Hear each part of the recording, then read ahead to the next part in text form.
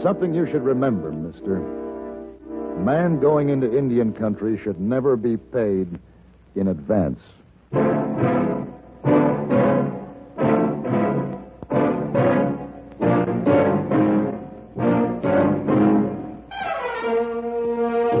Have Gun, Will Travel. Starring Mr. John Dehner as Paladin. San Francisco, 1875. The Carlton Hotel, headquarters of the man called Paladin.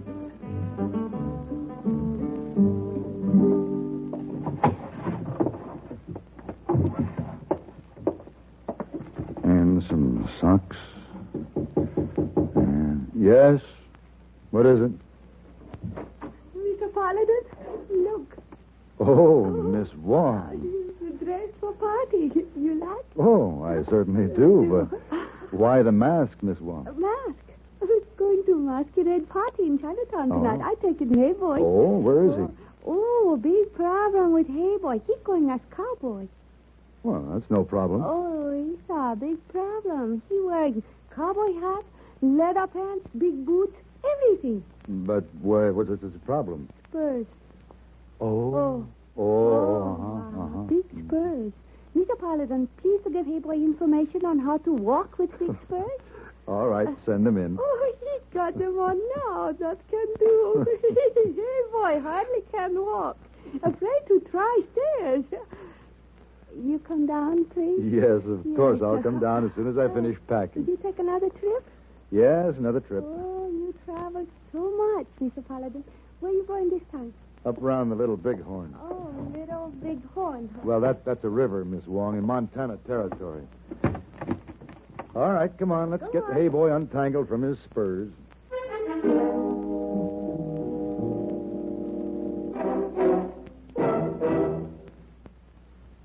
You know, I guess just about the most popular sport in the world, everywhere in the world, is fishing.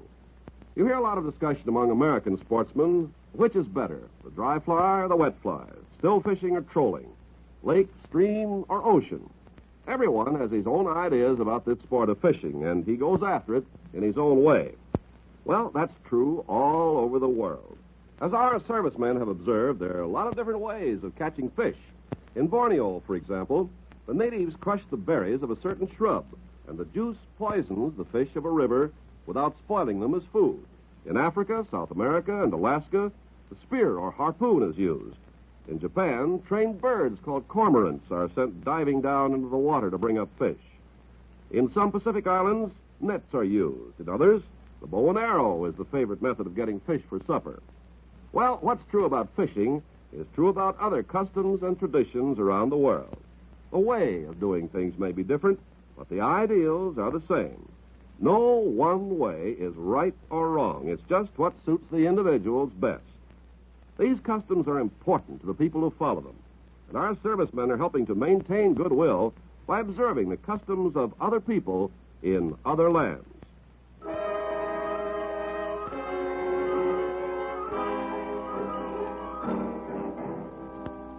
My problem was to find an Army deserter named Henry Carver and persuade him to go back to his outfit. It seems he'd deserted in order to rescue a girlfriend from a marriage that was being forced on her. He was asking for money from his family to help him escape into Canada. He and the girl would be at the Billings Waterhole. Montana was no place to be at this time. The Sioux were being pressed by the Army to go back to the reservations. I saw a lot of Indian signs. Several times there were Indian smoke signals in the far hills. Then I saw the waterhole. But someone saw me first. Hey, don't shoot! Where are you? Keep riding, mister. You Corporal Carver? Who are you? My name is Paladin. Your mother sent me. Did she send the money? No. Then get out of here. Now, wait. Let me talk to you. Now, don't come any closer. We got nothing to talk about. You get back on that horse and ride out of here. Henry, maybe he can help us. Becky, you stay out of this. Go on, mister. Start moving. Any message for your mother? Yeah. Tell her Becky and me'll make Canada on our own. And maybe you won't. What are you talking about? A troop of cavalry. What? Becky, stay here. No, you stay out of sight. They may be looking for you. No. Don't try anything. I got this rifle pointed at your heart. All right. Look. Down there. You're right. It is a troop of cavalry. What are we going to do, mister? We? They're not after me. You came to help me. I came because your mother asked me to. Well, then... Now, go on. Get back where you were. They're probably just coming in for a water break. Maybe. Don't try to trick us. I'll still have you covered. Go on. Hurry.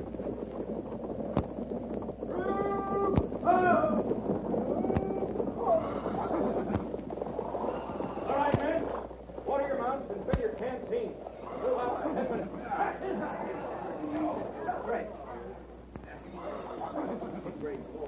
Up the landers. When we move out, I want the scouts out. You can push the flank guards farther out, too. Captain. Who are you? John Keel. Paladin. What a sight to see in the middle of nowhere. John Keel. Say... Well, that's right. Captain Keel. Yeah, how long's it been, Paladin? 6, 7 years? Oh, I'm not sure. You came through San Francisco. Yeah, I did, and I've still got the hangover. Oh, Dolan. Yeah, Captain. Yeah. Meet my friend Paladin. Sam Dolan. Paladin? How are you, Dolan? Dolan and his men joined us a couple hours back. Oh, scouts? No, civilian. I'm hunting for a man, but them Injuns, the way they are, I figured traveling with the cavalry was safer. Yeah, I understand. Well, John Keel. Hey, I see you're still riding that same old horse. Comanche? Yeah. Sure. We've been together a long time. What are you doing out here, Paladin? Business. See any Indians? Just sign. We've been driving most of them north. Come on, let's walk to higher ground. Maybe we can see something. Dolan, you better come. Maybe the man you're looking for is around here.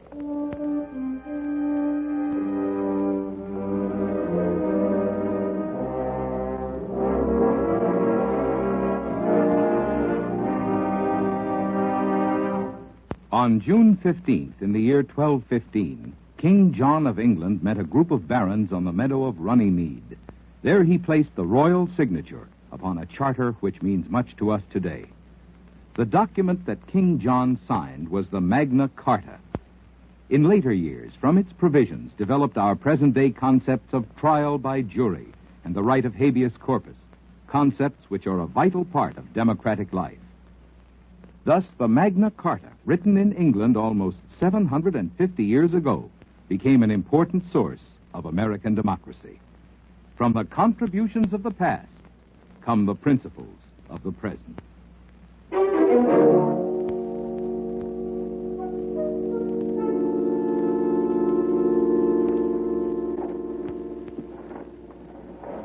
See anything, Keel?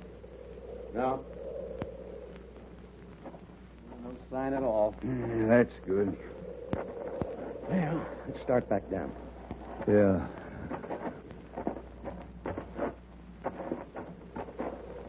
Hey, you married yet, Paladin? No. I guess I move around too much for that. Well, you ought to see the fine family I got back at Fort Lincoln. Yeah? Wife and 4 kids. Well, good for you. And this is my last field trip. Next week I go out. I plan to get a piece of land and teach those kids of mine how to live off it. Where are you going now? Rejoin the battalion on Rosebud Creek. Not far from here? Oh, about half a day. Who's your command now? George Custer. Remember him? Oh, yeah, I remember him. What about you, Mr. Dolan? It's a dangerous country to be traveling in. I'm here on a personal matter. Oh? Hunting a kid and a girl, a soldier boy. Is that right? And the girl and I are supposed to be married, but this boy made off with her. I traced him to this area. I see. Sure got a score to settle with him. Well, if I run into him, I'll give him your regards. Home, Captain. You mind if we still tag along with you, Captain? Suit yourself. Well, good luck to you, Paladin. Say hello to San Francisco for me. I'll do that.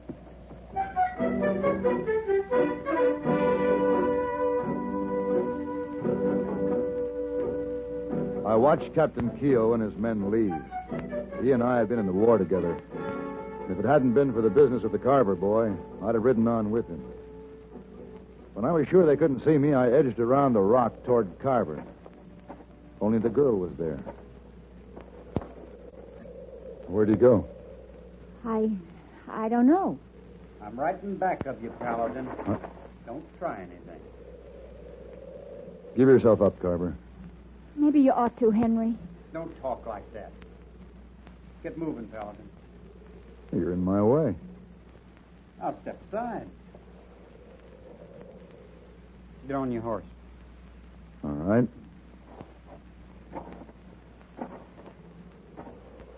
All right, now, give me that rifle. Go! You killed him. Ah, he'll live. He's not shot. Oh, what are you going to do with us? I'm going to save you from yourselves, if I can.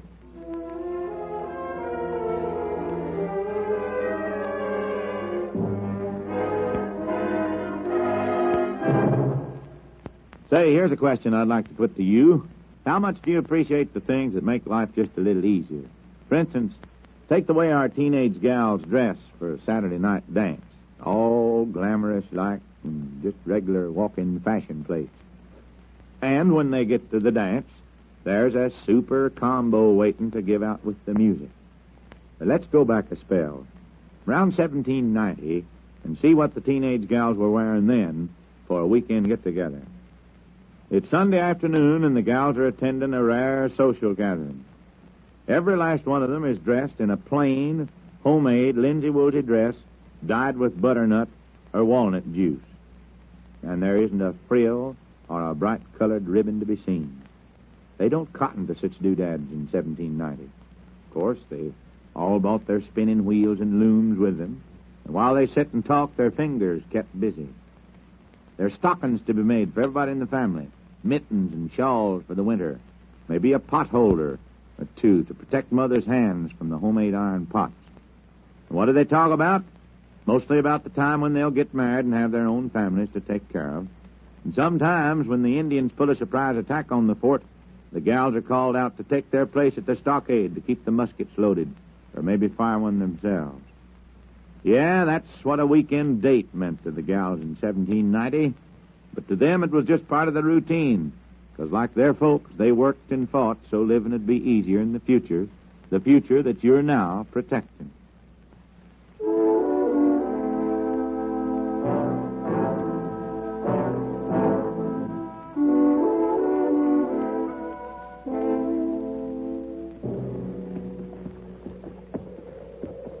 You might as well have turned me over to that captain this morning. It's not the same as giving yourself up. I'm not giving myself up. Can't you see it's not his fault? He didn't just run away. I begged him to help me. He was in the service. It was his duty to stay there. Duty. Beating the scrub for a handful of disorganized Indians. Becky was being forced into marrying that old coot Dolan. You saw him, the kind of a man he is. He's still deserted. Mr. Paladin, there's something you should know. Oh, don't bother, Becky. It won't make any difference to him. We're married, Mr. Paladin. The day after we ran away. Well, my best wishes to you, Miss Carver. However, your husband's right. That doesn't make any difference. Now, wait a minute. Hold up. What now? Looks like there was a camp here not long back. Indians? I don't know.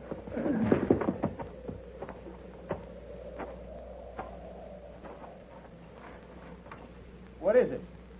Canteen. Stamped 7th U.S. Cavalry. The 7th? Yeah. That's your outfit, Corporal. From the look of it, it was a large group. Larger than Keogh's. Well, let's get out of here.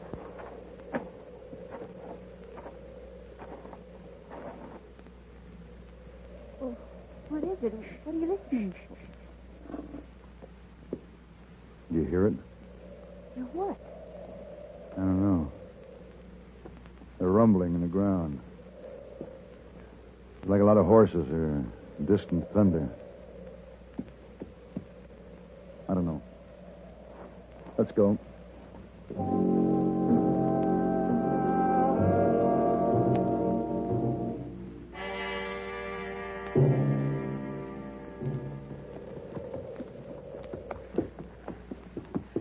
Why are you so worried, Mr. Paladin? What makes you think I am?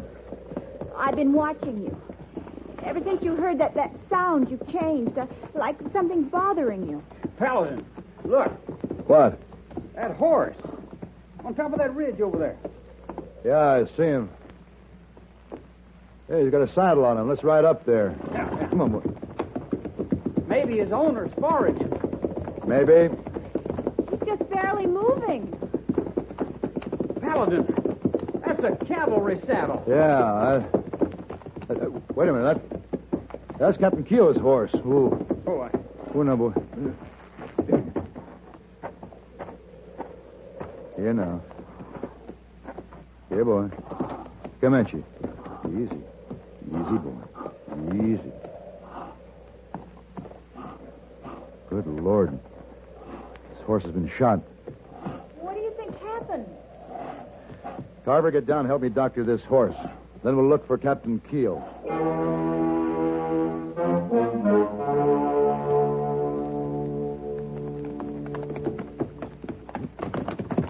Watch your horses don't slip. what are we going down here for, Paladin? I gotta find out what happened to Keogh. Easy. Comanche seems better, Mr. Paladin. Yeah. Come on, let's head down that draw.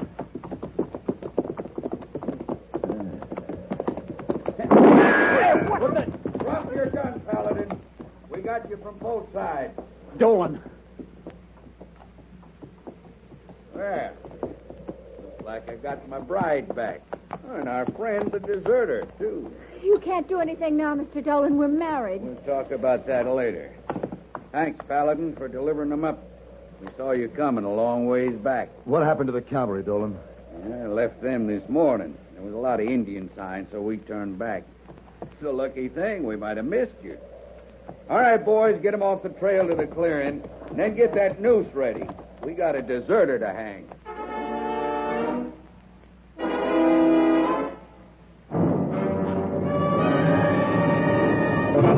With our American servicemen in many countries around the world, they have a wonderful opportunity to observe new customs and traditions.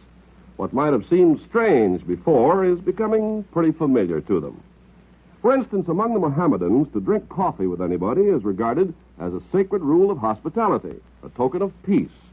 The berries are roasted over a charcoal fire, and the coffee is allowed to boil 3 times. It's thickly sugared and served in very small cups.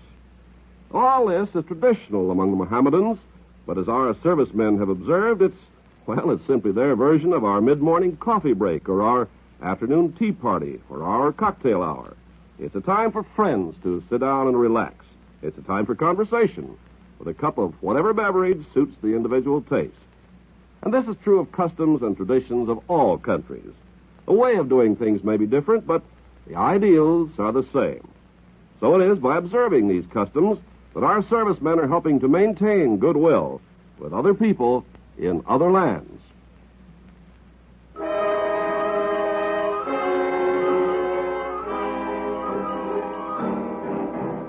Dolan and the 2 men forced us towards a big tree in a clearing nearby. One man threw a rope over a branch while the other put the noose around Henry Carver's neck. Dolan sat his horse watching with a grin on his face. I waited the chance to get to my derringer. All right, let's get this job done and get out of here. Swat that horse out from under him. Oh, please don't do it. I'll do anything you say. Well, you will anyway. Now, go on, boys. Do it. Get away from that horse. Got a gun. Look out. Dolan. You 2 will get the same thing. We ain't staying. This ain't our business. Come on. Paladin, is Dolan dead? Yes, he's dead. And I've got his gun, Mr. Paladin. Pointed right at you. So drop that derringer. Now, Becky, don't do this. Drop the gun. All right.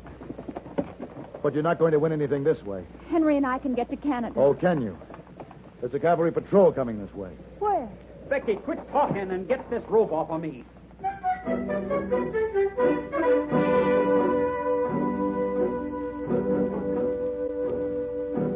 The patrol just kept coming on, as though they hadn't seen any of us. The kids were riding up the hillside. I mounted and started after them. They'd stopped at the top.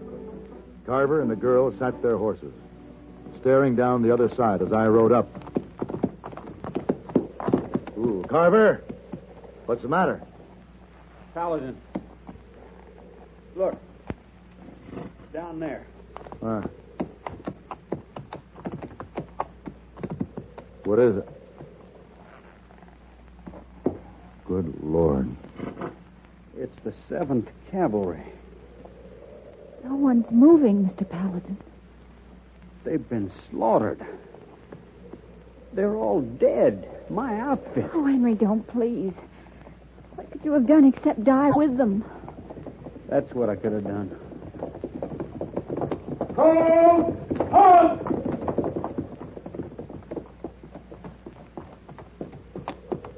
You're there. Yeah? I'm Lieutenant Bradley, Chief of Scouts for Colonel Gibbon. We're looking for General Custer's command. Down there. By the river. You'll find all of them. Good. Thanks, mister. Oh, no. They must have been ambushed. They were massacred by Indians. No survivors could come out of that. Well, there is a survivor, Lieutenant. There's a horse. There's another survivor, Lieutenant. Oh, Henry, don't do it. Lieutenant, I'm Corporal Henry Carver. I deserted from the 7th Cavalry. I want to turn myself in. Oh, Henry, please. Becky, try to understand. I couldn't go with you now. Not till I've done what I have to do. All right, Corporal. Fall in with us. Hold on!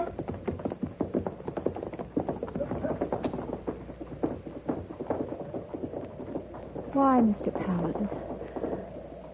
Why did he turn himself in? They won't care now. He will. He was a part of their 7th Cavalry, Becky. He was a part of other men. Come on. I'll take you home.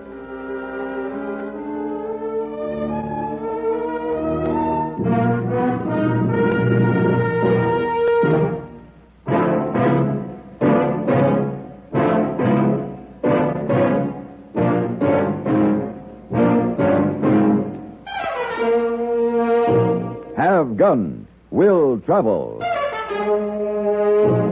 Created by Herb Meadow and Sam Rolfe, is produced and directed in Hollywood by Norman McDonnell, and stars John Dehner as Paladin, with Ben Wright as Hayboy.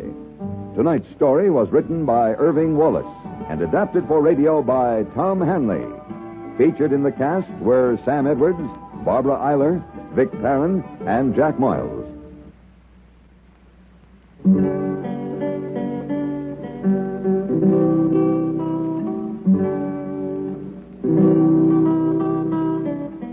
Have Gun Will Travel is brought to you through the worldwide facilities of the Armed Forces Radio and Television Service.